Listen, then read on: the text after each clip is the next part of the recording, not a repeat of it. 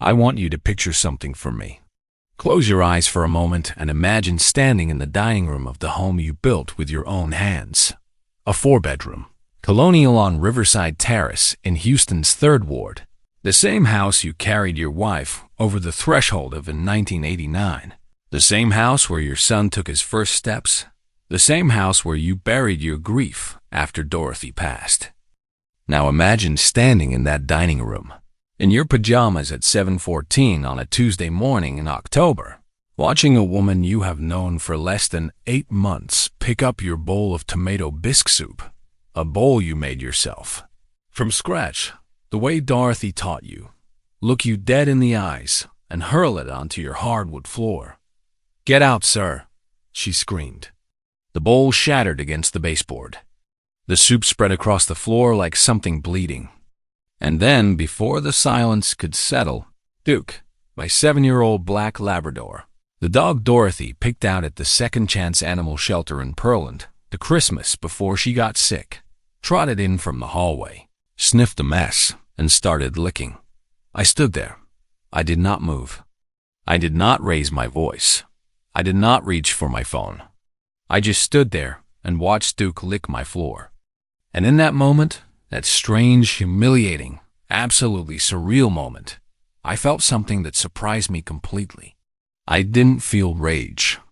I didn't feel heartbreak. I felt relief, because I knew something she did not know. I knew something my son did not know. And what I knew was about to change everything. But to understand why a 63-year-old man would stand quietly in the middle of his own dining room while being ordered out of his own home and feel nothing but calm, you need to understand what happened in the 8 months that led to that Tuesday morning. Every one of those months. Every red flag I noticed and chose to file away. Every night I sat in the dark in my master bedroom, Duke pressed against my legs, and made the choice that my father made, and his father before him, the choice to be still and let the truth reveal itself. Before I take you back there, I want to pause and ask you something. Where are you watching this from right now? Drop your city and state in the comments. I genuinely love knowing who's in this community with me.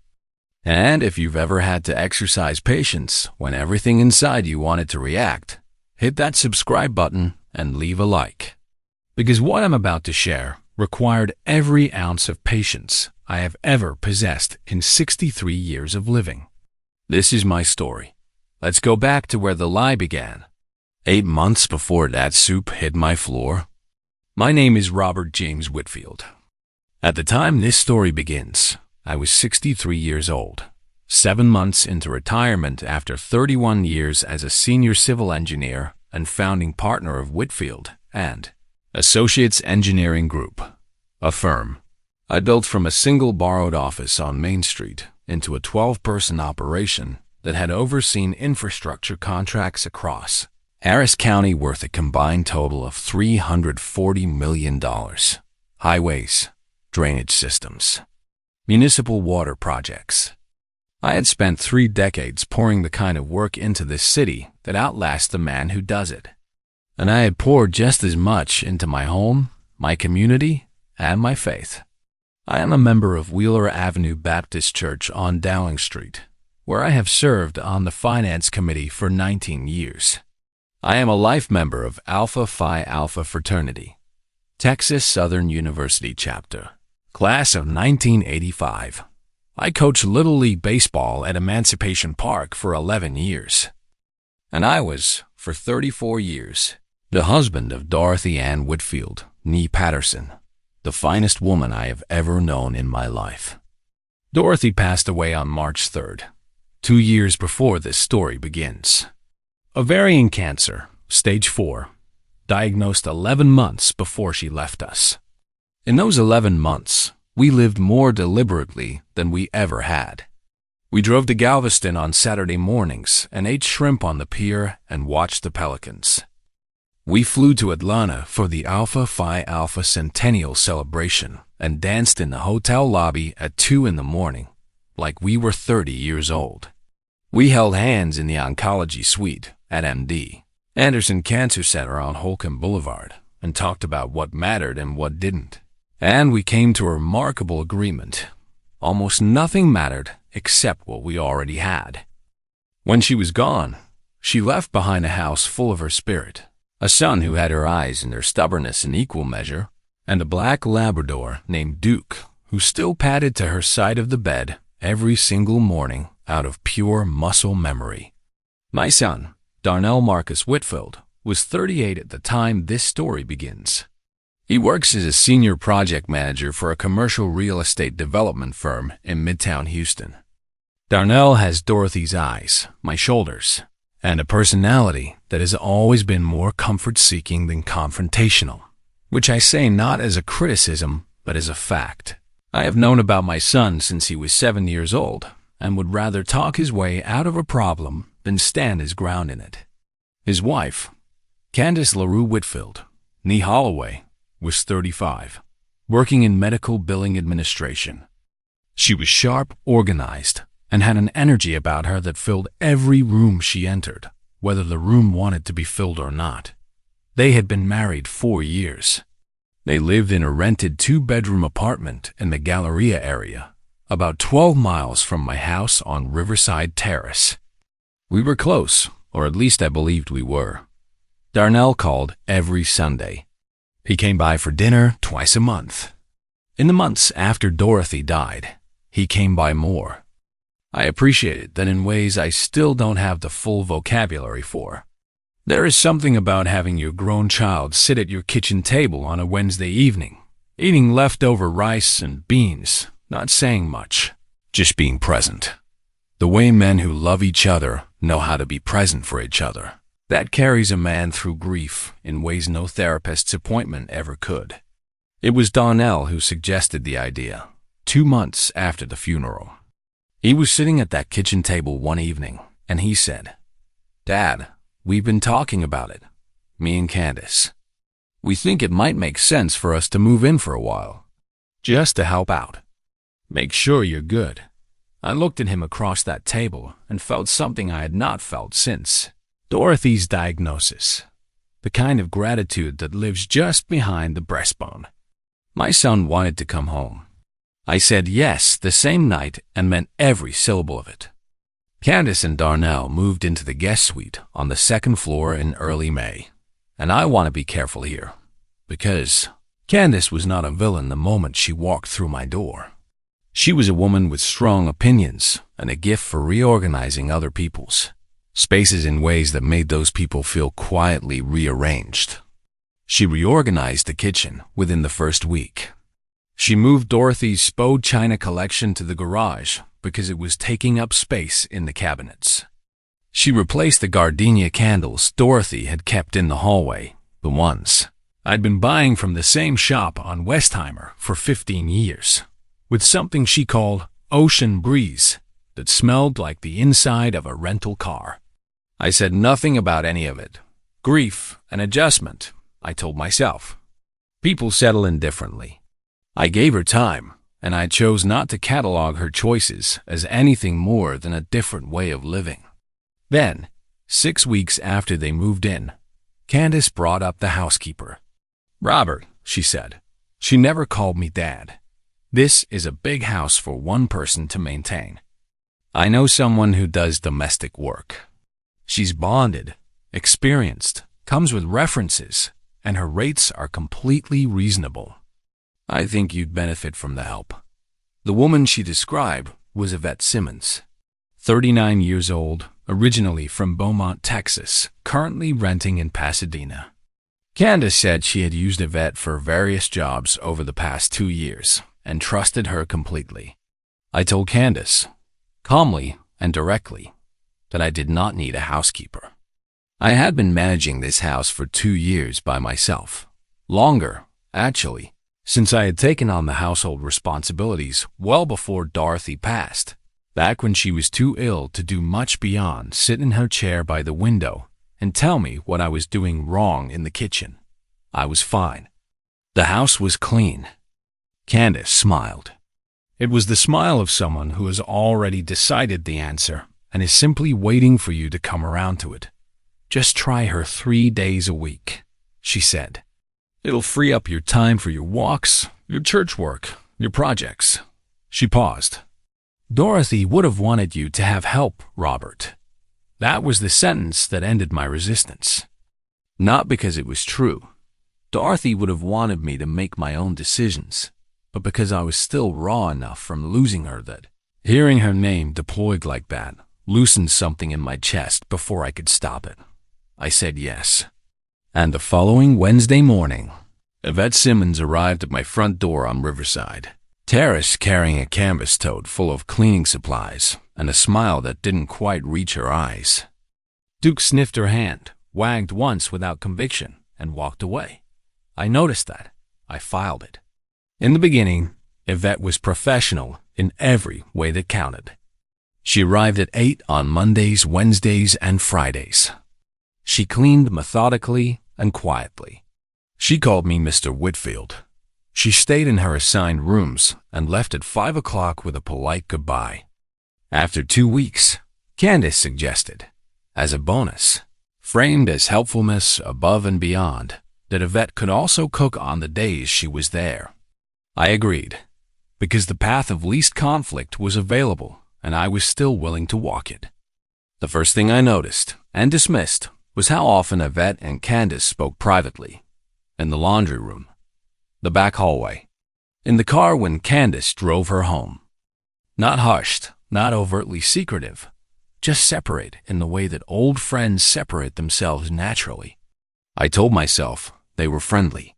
Two women who knew each other and enjoyed each other's company. I had no reason to think otherwise. Not yet. The second thing I noticed was smaller. One afternoon in July, I came into the kitchen at 2:15. I have taken my afternoon coffee at 2:15 every weekday since 1997. It is a ritual from the firm that retirement is not touched, and found Yvette standing at the counter with her back to me, reading something on her phone, positioned directly in front of the coffee maker. She didn't move when I walked in. There was a pause. I counted it.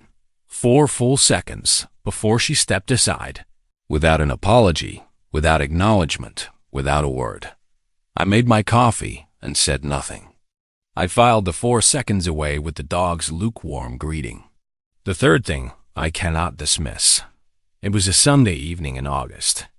Darnell and I were sitting on the back porch the way we used to when he was a teenager, watching the light go down behind the neighbor's magnolia tree, not talking much. Candace was inside. Through the screen door, I heard her voice. "He won't even notice," she said, with a lightness that sat wrong in my chest the instant I heard it. "He's in his own world. Just let me handle it." I did not ask Darnell what that meant. I am, by training and by temperament, a man who collects data before drawing conclusions. A single anomalous reading does not make a pattern, but it makes a reason to keep watching. I kept watching. By September, 3 months after Yvette had first walked through my door, the house felt different. Not in its cleanliness, in its authority. The way a home has a center of gravity, a presence around which everything else organizes itself. Dorothy had been that center for 34 years. After she died, I became it, imperfectly and quietly. But by September, the center had shifted, and Yvette was standing near its new middle like she had always belonged there. She began arriving on Saturdays. Not every Saturday, but enough. Always with a reason, always framed as Candace's idea, always packaged as helpfulness. She began using the breakfast nook at the front of the kitchen as something like a personal desk, leaving objects between visits, her canvas tote, her phone charger, a pair of reading glasses, a water bottle with a motivational quote printed on the side. The slow accumulation of small objects that signals, without a single word, "I live here. This space is mine." In mid-September, she stopped calling me Mr. Whitfield. The first time she called me Robert to my face, I let it pass. The second time, I said calmly, "I'd prefer Mr. Whitfield." She looked at me the way people look at someone who has said something mildly inconvenient at a dinner party, acknowledged the words without accepting them, and said, "Of course." then used my first name again 3 days later in front of Darnell, who said nothing. I sat with that for a long time. The name itself wasn't the wound. The name was a symptom. What I was watching was the erosion of authority in my own home, happening slowly enough that each individual instance could be explained away, and broadly enough that the cumulative picture was becoming impossible to ignore. And my son, my good, gentle, conflict-avoidant son, was permitting it, not maliciously. I want to be clear about that, but permitting it because the path of least resistance in his marriage ran straight through my living room floor. Now, before I go further, I want to ask you something. Have you ever thought you had the full picture? Believed you understood exactly what was happening, and then discovered there was a layer underneath everything you were already watching? A depth you hadn't even looked for yet? Tell me in the comments. Because what I found in October didn't just add to what I already knew. It changed the entire nature of it. In early October, Candace sat me down with what I can only describe as a prepared presentation. Reasons, counter-reasons, practical benefits, all lined up the way someone lines things up when they've rehearsed it alone in the car. Her proposal: the master bedroom was a great deal of space for one person. She and Darnell would take it. I could relocate to the guest suite. More compact, easier on the knees, simpler to maintain. The master bedroom is where Dorothy died. It is where I have slept every night for 34 years. The photographs on that dresser are the photographs of our entire life. The window faces the garden Dorothy planted in 1997, the crepe myrtles and the Confederate, Jasmine climbing the back fence that she tended with her own hands every spring until she no longer had the strength. I looked at Candace for a measured moment. Then I said, I appreciate the thought, but I'll be staying in my room. She nodded and smiled and said, Of course, Robert. And we left it there. I thought we had left it there. 3 days later, I came home from my Tuesday afternoon walk through McGregor Park, a 4-mile loop. I had been walking every Tuesday since I retired, and found that my study had been converted into a storage room. My study was a first-floor room where I kept 31 years of engineering files, Dorothy's photo albums, 200 books, and the desktop computer where I managed my investments and my correspondence. In its place, Candace's off-season wardrobe in vacuum storage bags, Darnell's Bowflex machine, and 3 large decorative mirrors I had never once seen before in my life. I stood in the doorway in my walking shoes. I counted to 10. Then I counted to 20. I walked to the kitchen, poured a glass of cold water, and stood at the window watching Duke chase a squirrel across the backyard. I thought about my father, James Earl Whitfield, who worked 30 years at the Houston Port Authority and never once raised his voice in anger when injustice visited him. He used to say, "A man who loses his composure has already lost the argument." I thought about Dorothy, who would have handled this entire situation with one look and half a sentence and made everyone in the room feel grateful for the correction. And I thought about what I had heard through the screen door in August. He won't even notice. He's in his own world, I noticed. That night I called Gerald Octavius Freeman. Gerald and I pledged Alpha Phi Alpha together at Texas Southern University in the fall of 1982. He is now a senior partner at Freeman, Tate and Associates on Westheimer Road, one of the finest estate and property law attorneys in Harris County, and the one man on earth I trust without reservation. I told him everything. The study, the bedroom proposal, the housekeeper, the long, slow rearrangement of my home that I had been cataloging for months without a name for it until I stood in that doorway. Gerald listened without interrupting. When I finished, he was quiet for 4 seconds. "Robert," he said, "whose name is on that deed?" "Mine," I said. "And your will? Your power of attorney? Your healthcare directives?" "All current. All at your office." "Good. Now listen carefully. Don't confront anyone. Don't change your behavior. Start a detailed written log, dates, times, exact words where you can. And I want you to consider a home security system. Cameras. Common areas only, kitchen, living room, entirely within your rights as the homeowner. He paused. Can you do that?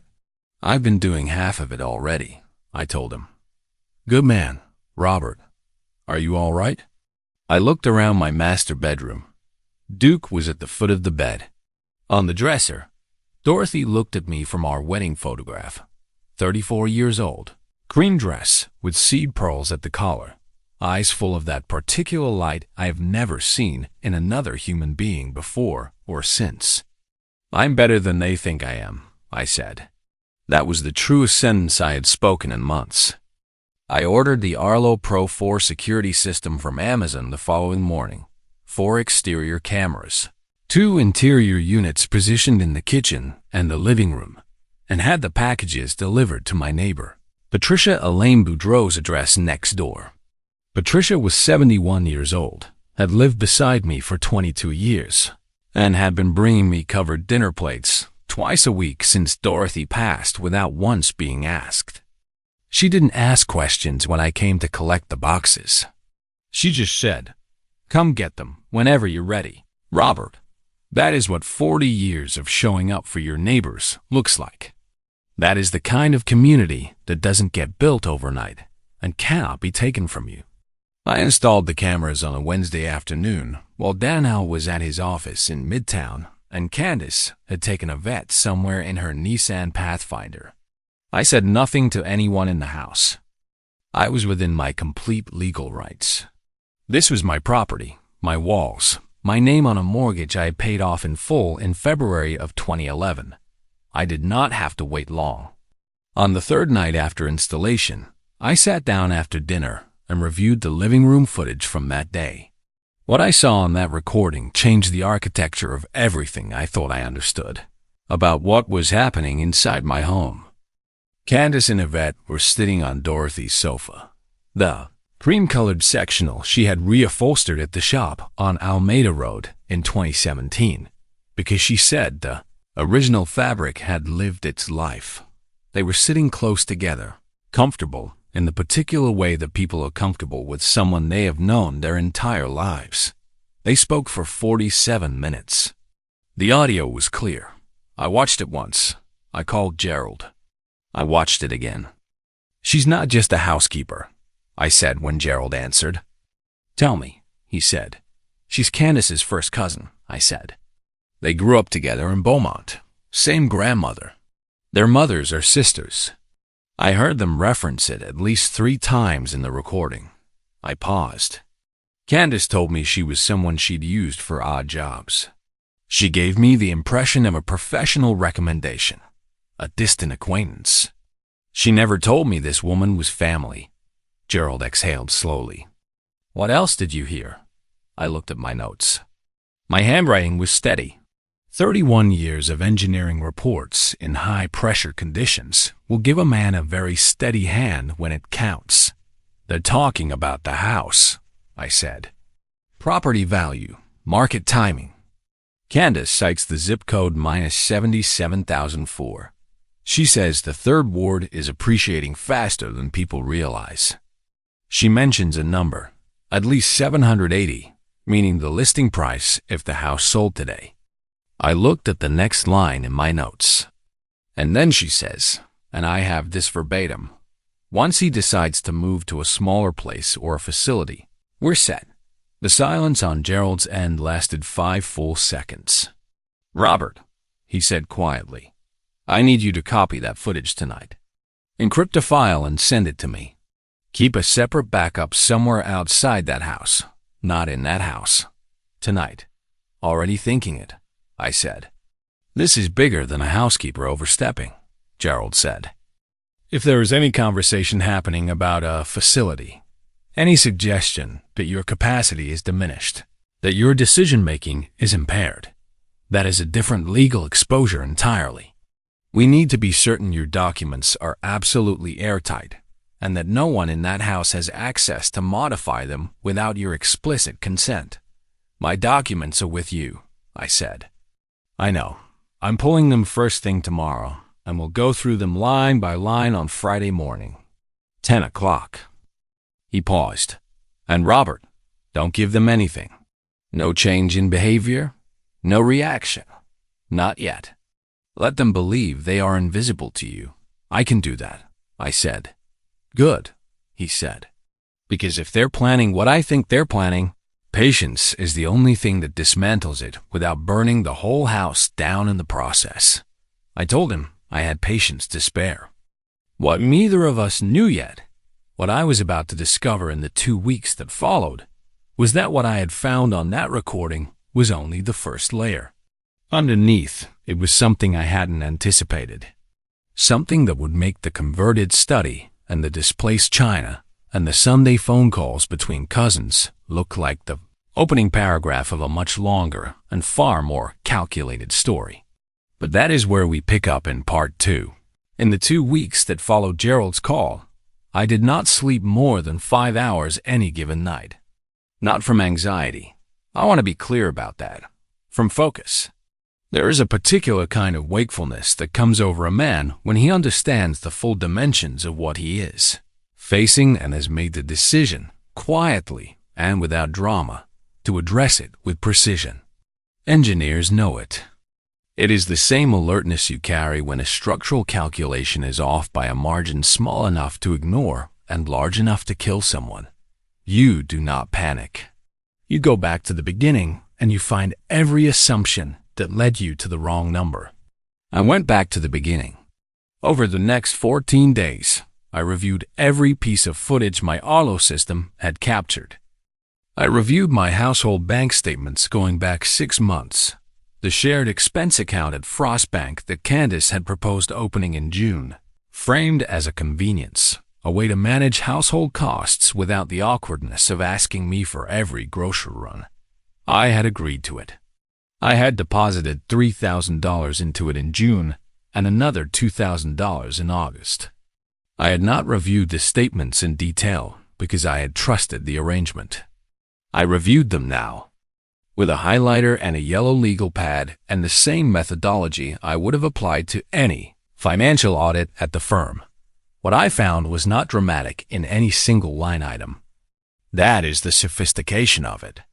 There was no transaction that would have triggered suspicion on its own. $185 to a vendor listed as Home Care Supplies Pasadena TX. $240 to something called LH Domestic Services, LLC. $310 to a merchant I did not recognize on a Tuesday when I had been at church. $175 here. $220 there. Over the 6 months the account had been open, a total of $4,140 had moved to vendors and LLCs I had never authorized and could not trace to anything in my home. I cross-referenced the dates against my camera footage. In 4 instances, the transaction dates corresponded to days Yvette had been in the house alone while I was out. I made a call on a Thursday morning to a forensic accountant named Philip Arsenault, whom Gerald recommended and who operated out of an office near Herman Park. I gave Philip the statements, the vendor names, and the dates. He called me back the following Monday. "Mr. Whitfield," he said, "2 of these LLCs were registered in Harris County in the past 8 months. One of them, LH Domestic Services, lists a registered agent with the same last name as your daughter-in-law. The other was registered to an address in Pasadena. I wrote it all down. I thanked him. I hung up and sat very still at my kitchen table for approximately 3 minutes. Then I ate the rest of my breakfast. What I had now was this. Candace had introduced a first cousin into my home under the false premise of a professional recommendation. That cousin had used her access to divert household funds into entities connected to the family. They had discussed my property's market value and the timeline for removing me from it. And Candace had. This was the detail Gerald had flagged most urgently when I told him, consulted an elder law attorney. I knew this because I had found the appointment confirmation in Candace's email, which she had opened, and left visible on the shared living room computer one afternoon. The appointment was at a firm called Hargrove and Leland, attorneys at law, specializing in guardianship and conservatorship proceedings, located on South Shepherd Drive. The date was 3 weeks prior. The subject line: initial consultation, cognitive decline, voluntary guardianship options. She was not there yet. The consultation was exploratory, but she had started laying the foundation, the paper trail of a concerned family member worried about an aging father who was in his own world, who wouldn't notice, who might, in time, require someone else to make decisions on his behalf. Someone like a daughter-in-law, with access to a house worth, at minimum, $780,000. I thought about my father again. I thought about James Earl Whitfield standing on the floor of the Houston Port Authority in 1971, watching men half as qualified as him get promoted while he was passed over, and choosing every single time to go home, pray, and come back more prepared. He used to say, "They can only take what you hand them. Don't hand them a single thing." I had not handed them a single thing, and I was not going to start now.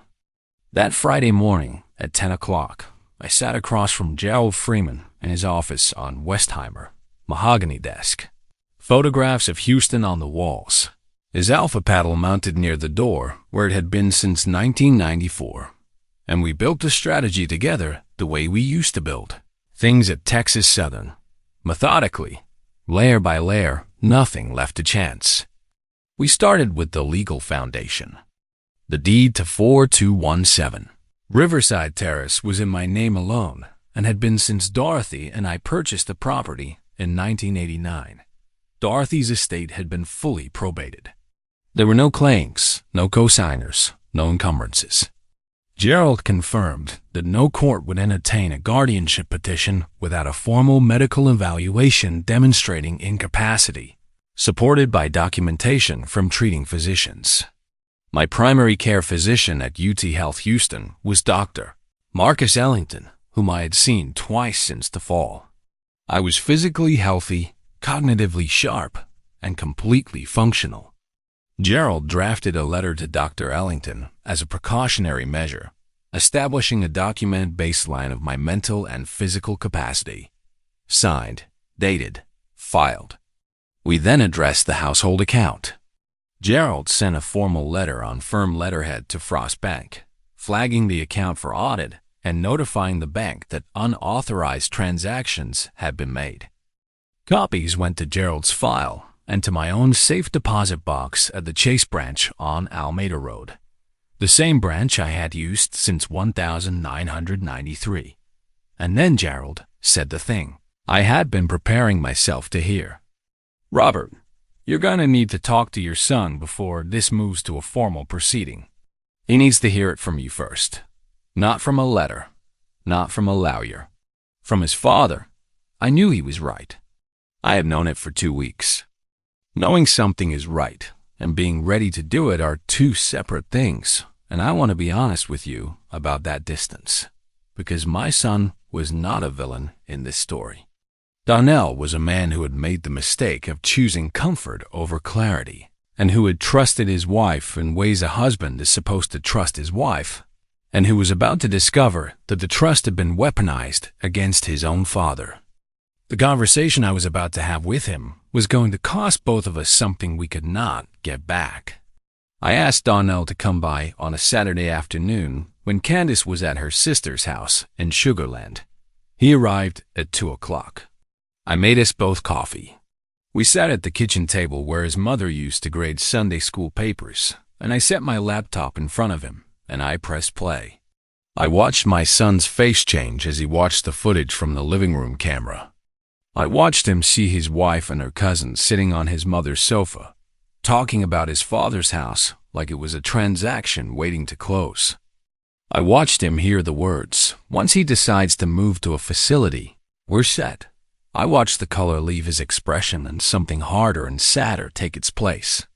He didn't say anything for a long time after the footage ended. He stared at the table. His jaw worked like a man who is trying to find the right first word and cannot locate it. "Dad," he finally said.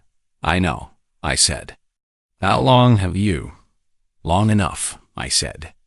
"But I needed to be certain before I brought you into it. I was not going to come to you with suspicions. I came to you with evidence." He put his face in his hands. I gave him the space to do that.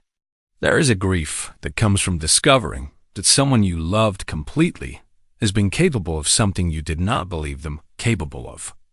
I have lived that grief in a different way over the past 8 months. I was not going to rush Darnell through his. When he looked up, his eyes were wet. "I didn't know," he said. "I believe you," I said, and I meant it fully. What came next was the harder conversation, the one about Darnell's own role, not as a conspirator, but as the man whose absence of attention had given the space for all of this to happen. We did not avoid it. We sat at that table for 2 hours, and we talked about it with the directness that men who love each other owe each other when the truth has earned its hearing. By the time we were done, Darnell was a different man than the one who had walked through my front door. Not worse, not better, but clearer. More awake. More like the version of himself his mother always believed was in there. I want to stop here for just a moment, because I know some of you watching this have been in situations where the very people who said they were there to help, you were actually there to position themselves, where love was the language and control was the intention.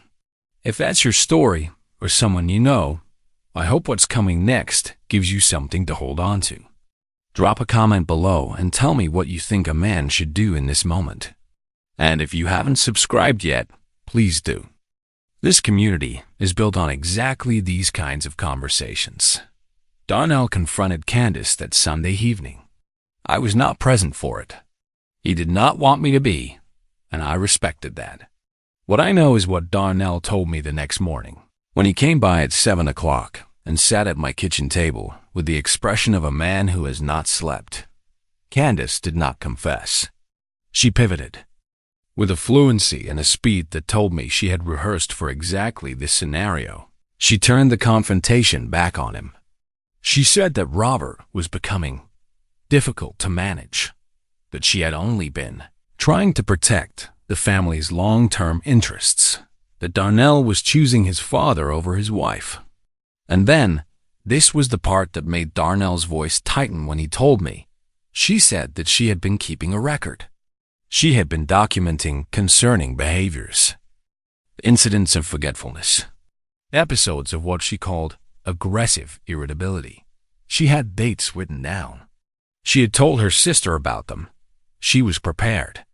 I thought for the first second that this might be the moment the whole strategy unwound, that Candace was more prepared than I had credited her for, and that the paper trail she had been building might be enough to cast a shadow over my credibility before Gerald could establish the full counter-record. Then my phone rang. It was Gerald. He had received a response from Frostbank.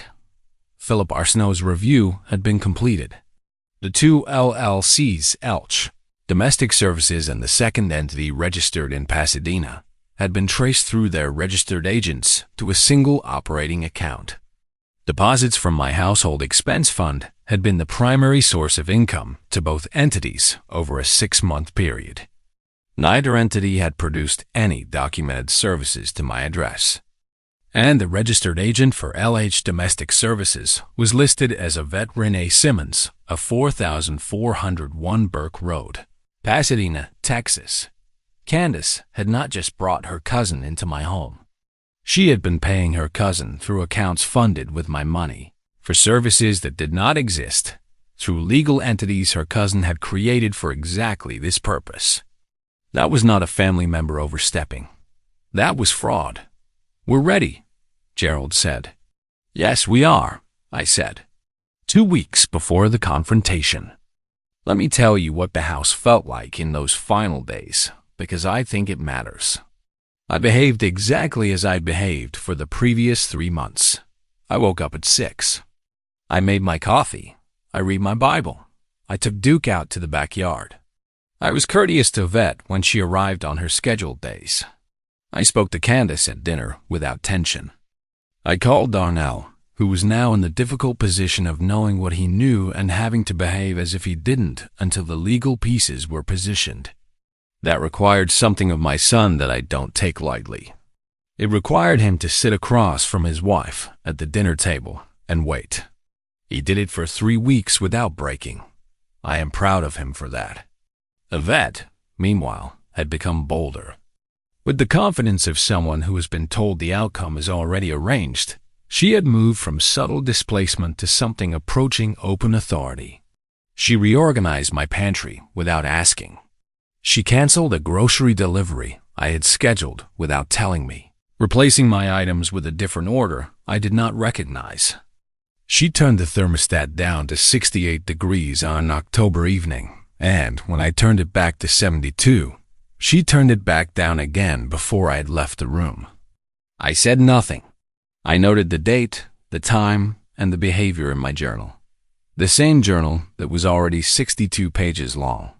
On the last Monday of October, Gerald sent certified letters to 4,217 Riverside Terrace, addressed individually to Candace LaRue Whitfield and Yvette Renee Simmons. The letters did not arrive until Wednesday. I knew they were coming. I was prepared. On Tuesday morning, the morning before those letters arrived, I woke at 6, showered and dressed, went downstairs, and made a pot of tomato bisque from scratch.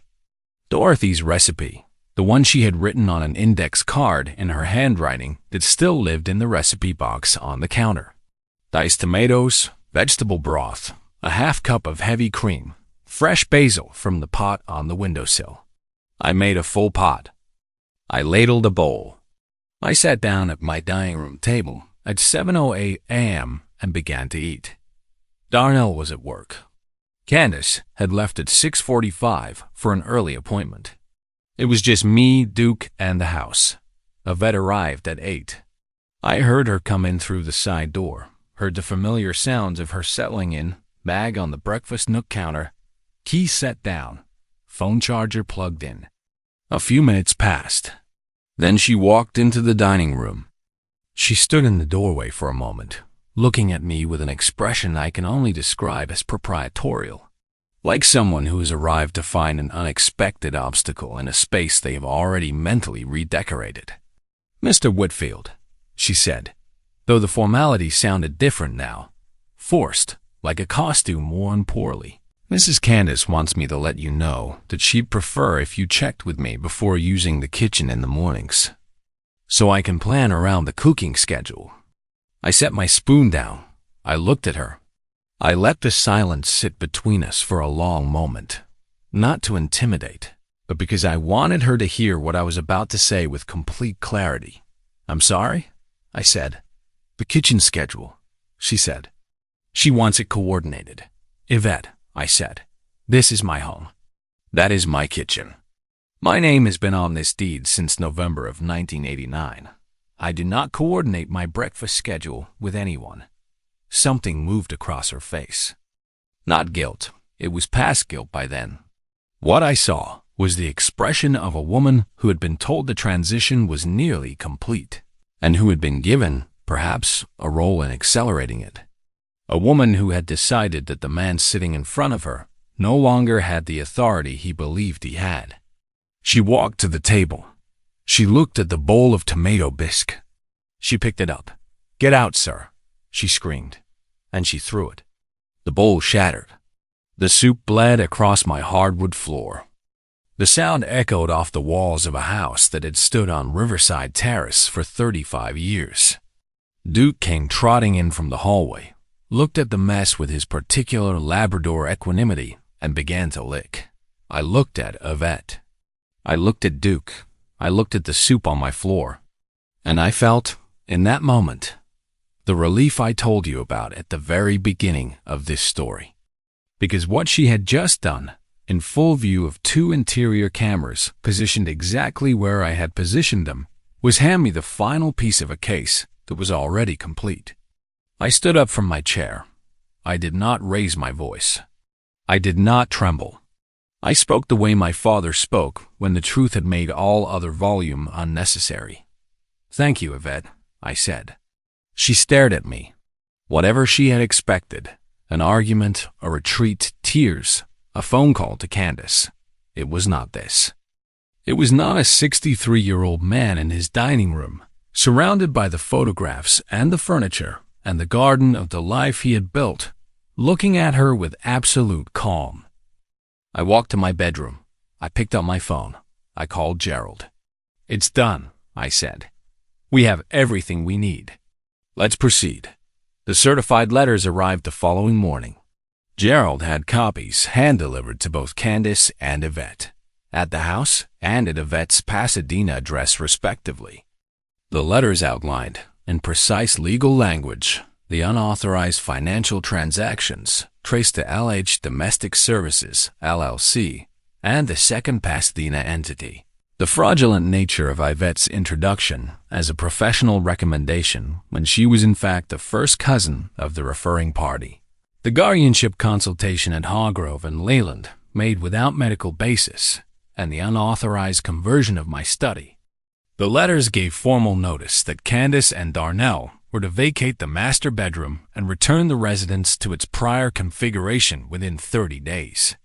Yvette Simmons was terminated from any domestic arrangement effective immediately and was given notice that criminal fraud charges were being reviewed by Gerald's office in consultation with the Harris County District Attorney. I was sitting on the back porch when Candace came home and found the letter on the kitchen counter. I heard her from where I was sitting. I heard her voice rising. I heard her footsteps moving through the house. I did not go inside. I sat with Duke and watched the light settle into Dorothy's garden, the crepe myrtles going amber at the edges, the way they do in late October. The Confederate jasmine wound through the back fence, the way it had been since 1997. I sat there and let the evening do what evenings do. Darnell came out after a while. He sat down beside me without being invited, the way he used to when he was 12 years old and something had gone wrong at school. We sat together in the kind of silence that doesn't require filling. "I'm sorry, Dad," he said finally. "I know you are," I said. "I should have seen it. You saw it when it mattered," I said. "That's enough." We sat there until the sun was completely down. What happened in the weeks that followed was not fast, and it was not painless, and it was not the kind of resolution that looks clean from the outside. Candace and Darnell vacated the master bedroom suite within the week. Darnell moved into a short-term apartment in Midtown, while he and Candace began what I understand will be a long and difficult process. I will not pretend to know where that marriage ends up, and I will not pretend it is not my son's pain to carry. It is. What I can tell you is that I have not once stepped between them. What Darnell decides about his marriage is Darnell's decision to make as a grown man, and I will be his father through whatever he decides. Yvette Simmons was not charged criminally. Gerald made the judgment, and I agreed that the civil recovery of the day of $4,140 diverted through the two LLCs was the appropriate and sufficient remedy, and that a drawn-out criminal proceeding would cost more in time and anguish than the amount wanted. A demand letter was issued.